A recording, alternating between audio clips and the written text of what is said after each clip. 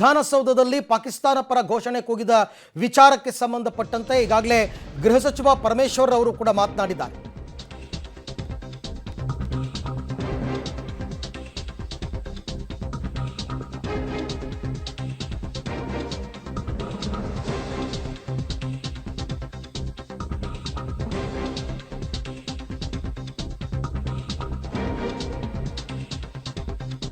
ವಿಧಾನಸೌಧದಲ್ಲಿ ಪಾಕ್ ಪರ ಘೋಷಣೆ ಆರೋಪ. ರಾಜ್ಯಸಭಾ ಸದಸ್ಯ ನಾಜೀರ್ ಹುಸೇನ್ಗೆ ಗೃಹ ಸಚಿವ ಪರಮೇಶ್ವರ್ ಬುಲಾವ್ ನೀಡಿದ್ದಾರೆ.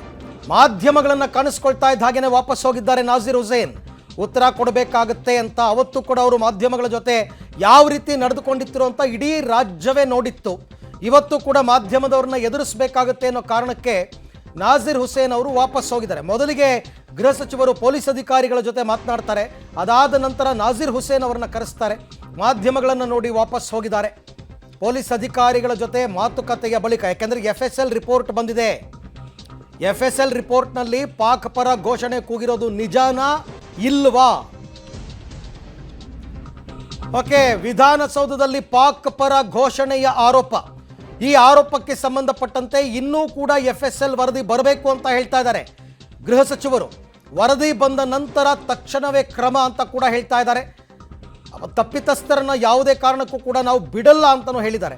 ಬಟ್ ವರದಿಯನ್ನೇ ನೋಡ್ದೇನೆ ಪೊಲೀಸ್ ಅಧಿಕಾರಿಗಳ ಜೊತೆ ಮತ್ತೆ ನಾಜೀರ್ ಹುಸೇನ್ ಅವ್ರನ್ನ ಕರೆಸಿರ್ತಕ್ಕಂಥ ಔಚಿತ್ಯ ಏನು? ಈಗಾಗಲೇ 7 ಜನರನ್ನ ಕರೆದು ವಿಚಾರಣೆ ಮಾಡಿದ್ದೀವಿ ಅಂತ ಕೂಡ ಹೇಳಿದ್ದಾರೆ. ಅಂದರೆ FSL ರಿಪೋರ್ಟಲ್ಲಿ ಏನಿದೆ ಅಂತಕ್ಕಂಥದ್ದು ಗೃಹ ಸಚಿವರಿಗೆ ಗೊತ್ತು. ಇನ್ನೂ ವರದಿ ಬಂದಿಲ್ಲ ಅಂತ ಹೇಳ್ತಾ ಇದ್ದಾರೆ. ಒಂದು ಕಡೆ ವರದಿ ಬಂದಿದೆ ಅಂತ ಕೂಡ ಹೇಳ್ತಾ ಇದ್ದಾರೆ. ಇನ್ನೂ ವರದಿ ಬರಬೇಕು.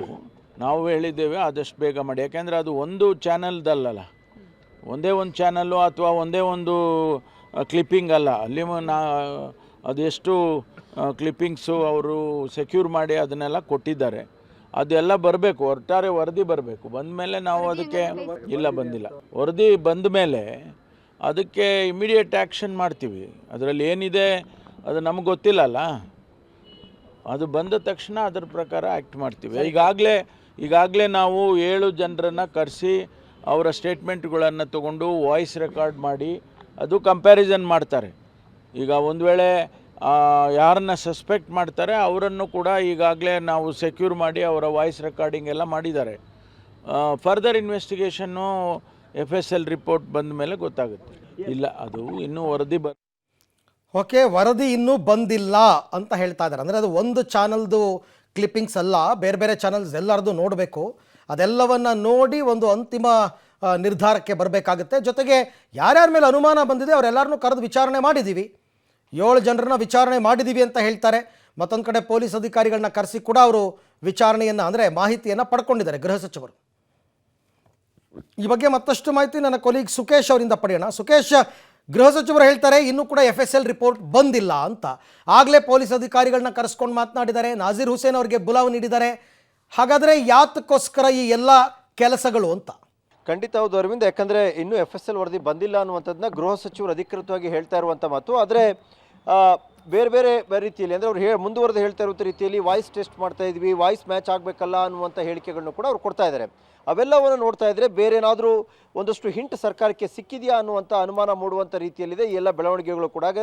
ಯಾಕಂದರೆ ಒಟ್ಟಾರೆಯಾಗಿ ಏನಾಗಿದೆ ಇದುವರೆಗೆ ಅನ್ನುವಂಥದ್ದು ಕೂಡ ಪ್ರಮುಖವಾಗುತ್ತೆ. ಜೊತೆಗೆ ಈ ವಿಚಾರಕ್ಕೆ ಸಂಬಂಧಪಟ್ಟಂಗೆ ಬೇರೆ ಬೇರೆ ಆಯಾಮಗಳ ತನಿಖೆ ಮತ್ತು 7 ಜನರನ್ನ ಕರೆದು ಮಾತಾಡಿಸಿದ್ದೀವಿ, ವಾಯ್ಸನ್ನು ಮ್ಯಾಚ್ ಮಾಡ್ತಾ ಇದ್ದೀವಿ. ಇವೆಲ್ಲವನ್ನು ನೋಡ್ತಾ ಇದ್ರೆ ವಾಯ್ಸನ್ನು ಯಾವುದಕ್ಕೆ ಮ್ಯಾಚ್ ಮಾಡ್ತಾ ಇದ್ದಾರೆ ಅನ್ನುವಂಥದ್ದು ಕೂಡ ಪ್ರಶ್ನೆ ಆಗುತ್ತೆ. ಯಾವ ಕೂಗಿಗೆ ವಾಯ್ಸನ್ನು ಮ್ಯಾಚ್ ಮಾಡ್ತೀರಿ? ಅಕಸ್ಮಾತ್ ಆ ರೀತಿ ಯಾವುದೋ ಕೂಗಿ ಬಂದಿಲ್ಲ ಅಥವಾ ಹೇಳಿಕೆಗಳಿಲ್ಲ ಅಂತಾದರೆ ವಿಚಾರಣೆ ಮಾಡ್ತಾ ಇದ್ದೀವಿ, ಆ ವಿಚಾರಣೆಯಲ್ಲಿ ಏನು ಸ್ಪಷ್ಟಪಟ್ಟಿಲ್ಲ ಅನ್ನೋದಕ್ಕೂ ವಾಯ್ಸ್ ಮ್ಯಾಚ್ ಆಗಿಲ್ಲ ಅನ್ನೋದಕ್ಕೂ ಸಾಕಷ್ಟು ವ್ಯತ್ಯಾಸಗಳಿರೋದ್ರಿಂದ ಏನನ್ನು ಮ್ಯಾಚ್ ಮಾಡ್ತಿದ್ದಾರೆ ಅಥವಾ ಏನು ತೀರ್ಮಾನಕ್ಕೆ ಬರ್ಬೋದು ಅನ್ನುವಂಥದ್ರ ಬಗ್ಗೆ ಸಾಕಷ್ಟು ಕುತೂಹಲ ಇರುವಂಥದ್ದು. ಹಾಗಾಗಿ ಈಗ ಇದುವರೆಗೂ ಗೃಹ ಸಚಿವರೇ ಕೊಟ್ಟ ಹೇಳಿಕೆಯ ಪ್ರಕಾರ ಇದುವರೆಗೂ ಕೂಡ ಅಧಿಕೃತವಾಗಿ FSL ವರದಿ ಬಂದಿಲ್ಲ ಅನ್ನುವಂಥದ್ದು.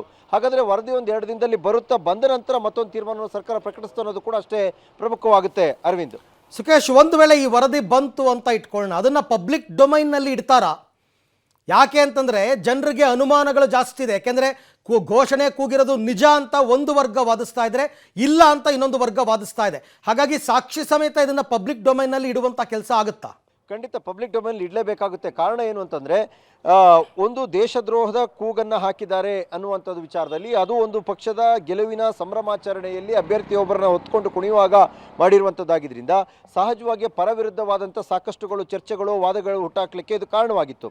ವಿಶೇಷವಾಗಿ ರಾಜಕೀಯವಾಗಿಯೂ ಕೂಡ ಸರ್ಕಾರ ಮತ್ತು ಪಕ್ಷಕ್ಕೆ ಕಾಂಗ್ರೆಸ್ಗೆ ಮುಜುಗರ ಆಗುವಂಥ ವಿಚಾರ ಕೂಡ ಹೌದು. ಅಕಸ್ಮಾತ್ ಅದು ಸುಳ್ಳು ಅನ್ನೋದಾದರೆ ಅದನ್ನು ಕೂಡ ಪಬ್ಲಿಕ್ ಡೊಮೇನಿಗೆ ತರಬೇಕಾಗುತ್ತೆ, ಅಥವಾ ನಿಜ ಅನ್ನೋದಾದರೆ ಅದನ್ನು ಕೂಡ ತರಬೇಕಾಗುತ್ತೆ. ಯಾಕಂದರೆ ಕಾಂಗ್ರೆಸ್ ನಾಯಕರುಗಳು ಸತ್ಯಾಸತ್ಯತೆ ಬಗ್ಗೆ ಏನೋ ಒಂದು ನಿಷ್ಪಕ್ಷಪಾತ ತನಿಖೆ ಮಾಡ್ತೀವಿ ಅನ್ನುವಂಥದ್ದನ್ನ ಡಿಫೆಂಡ್ ಮಾಡಿದರು. ತನಿಖೆ ನಿಷ್ಪಕ್ಷಪಾತವಾಗಿದೆ ಅಂದರೆ ಅದನ್ನ ಪಬ್ಲಿಕ್ ಡೊಮೇನಿಗೆ ತರಬೇಕು, ಅಥವಾ ತಪ್ಪಿತಸ್ಥರಿದೆ ಯಾರು ತಪ್ಪಿತಸ್ಥರು ಅನ್ನುವಂಥದ್ದು ಮತ್ತು ಯಾವ ಮೂಲ ಅವರು ಯಾಕೆ ಬಂದಿದ್ರು ಅನ್ನುವಂಥದ್ದು ಕೂಡ ಪಬ್ಲಿಕ್ ಡೊಮೇನಿಗೆ ತರಲೇಬೇಕಾಗುತ್ತೆ. ಸರ್ಕಾರ ಈ ನಿಟ್ಟಿನಲ್ಲಿ ಏನು ಕ್ರಮವನ್ನು ಕೈಗೊಳ್ಳುತ್ತೆ, ಹೇಗೆ ನಡೆದುಕೊಳ್ಳುತ್ತೆ ಅನ್ನೋದು ಕೂಡ ಅಷ್ಟೇ ಕುತೂಹಲಕಾರಿ. Arvind. Okay Sukhesh, thank you ತಮ್ಮ ಎಲ್ಲ ಮಾಹಿತಿಗಾಗಿ. ಪಬ್ಲಿಕ್ ಡೊಮೈನ್ಗೆ ತರಲೇಬೇಕಾಗುತ್ತೆ, ಅದು ಸಾಕ್ಷಿ ಸಮೇತ. ಗೃಹ ಸಚಿವರೋ ಅಥವಾ ಮುಖ್ಯಮಂತ್ರಿಗಳೋ ಇಲ್ಲ ರೀ ಅದು ಕೂಗಿರೋದು ಸುಳ್ಳು ಅಂತಂದ್ಬಿಟ್ರೆ ಒಪ್ಪಲ್ಲ.